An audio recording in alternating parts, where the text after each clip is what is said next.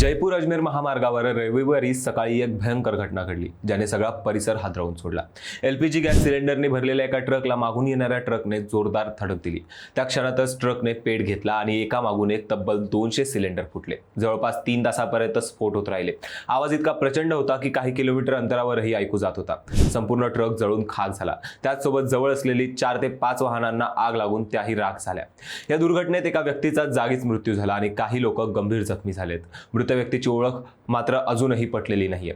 स्फोट आणि आग यामुळे महामार्गावर मोठी वाहतूक कोंडी झाली. अग्निशमन दलाच्या अनेक गाड्या घटनास्थळी आल्या, पण आग इतकी मोठी होती की त्यांना नियंत्रणात आणण्यासाठी 3 तासांपेक्षा जास्त वेळ लागला. सिलेंडर फुटत असल्यामुळे अग्निशामक कर्मचारी थोड्या अंतरावरूनच प्रयत्न करत होते.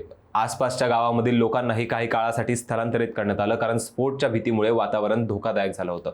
ही घटना म्हणजे निष्काळजीपणाचा थरारक नमुना म्हणावा लागेल. एलपीजी सारखं धोकादायक इंधन वाहतूक करत असताना थोडीशी चूक किती मोठा अपघात घडवू शकते. एका चुकीने किती लोकांचे जीव धोक्यात येऊ शकतात हे या प्रसंगातून समजलं.